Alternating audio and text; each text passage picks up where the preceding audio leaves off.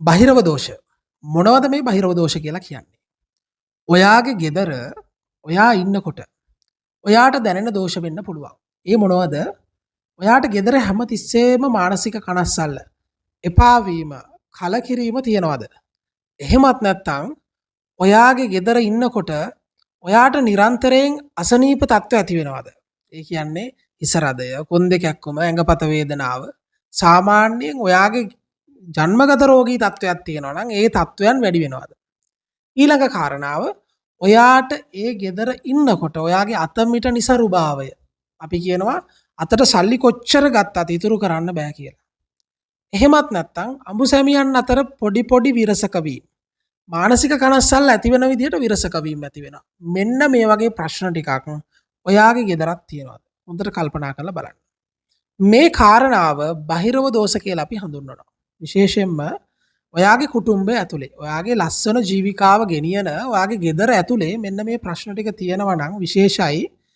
ඔයා මේකට පිළියම් කරන්නම ඕන.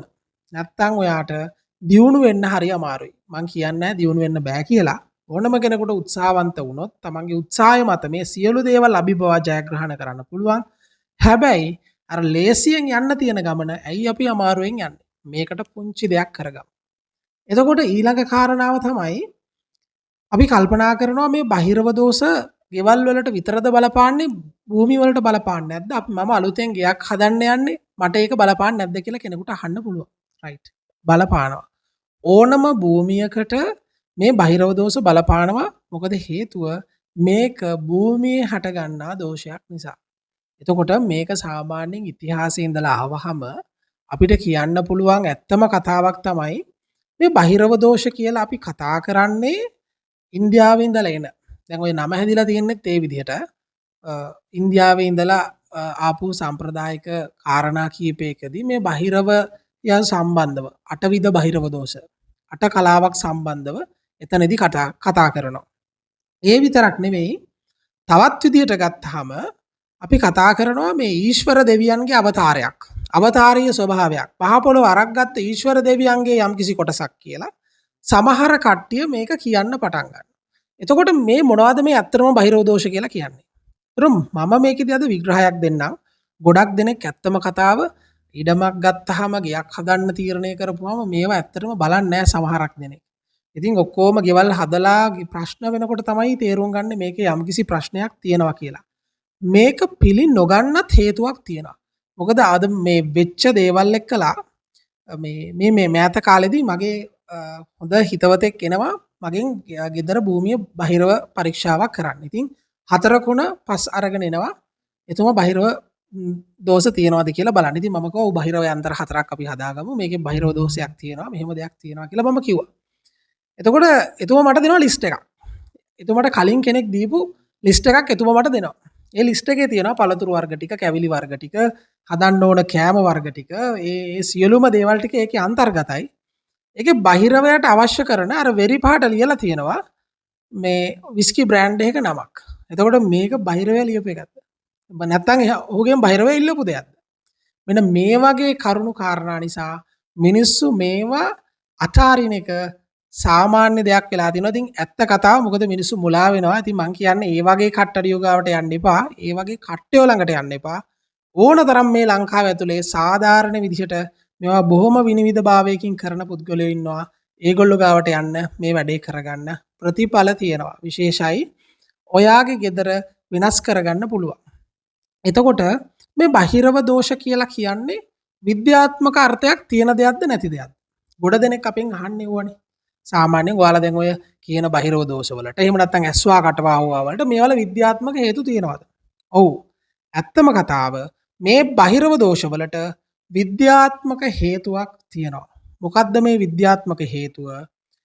නිකමට හිතන්න ඔයාගේ ගෙදර තියෙන බහිරව දෝෂ තත්වයන් වලට ඔයා දැකපු දේවල් සාමාන්‍යයෙන් අපි හිතමුකෝ ඔයාට ඡායාමය ස්වභාවයෙන් යම් කිසි දෙයක් දරුණා නම් ඔයාට එහෙම නැත්නම් තවත් කෙනෙක්ගෙන් ඍණාත්මක ශක්ති ධාරාවක් ඔයාට දරුණා නම් අන්න ඒ දැනිච්ච එකට විද්‍යාත්මක හේතුවක් තියෙනවා කියලා අද ඔයා හිතා ගන්න. මොකද්ද? අපි කේන්දරවල බලනකොට අපි බලනවා සූර්යාගේ අභ්‍යන්තර ශක්තිය. සූර්ය අභ්‍යන්තර ශක්තිය ගැන අපි හොඳින් කල්පනා කරනවා සහ කතා කරනවා. ඒ තමයි රවිගේ බලපෑම.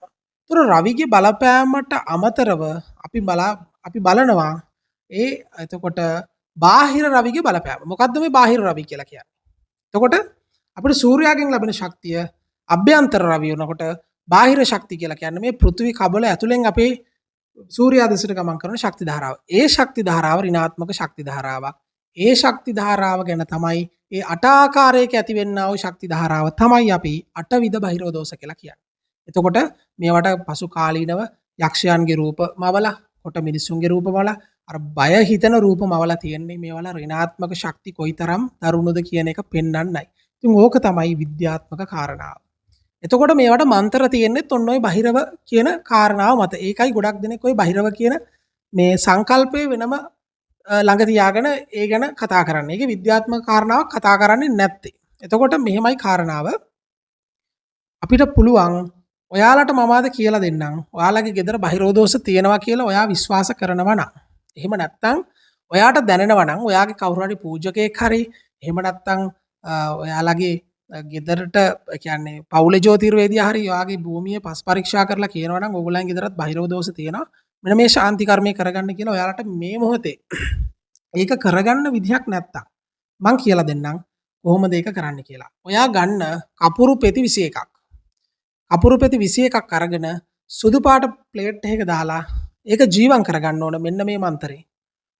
ඕම් කාල භෛරවාය නමః. ඕම් කාල භෛරවාය නමః. ඕම් කාල භෛරවාය නමః. මෙන්න මේ විදිහට මේ මන්තරය කියලා 108ක් ජීවම් කරගන්න.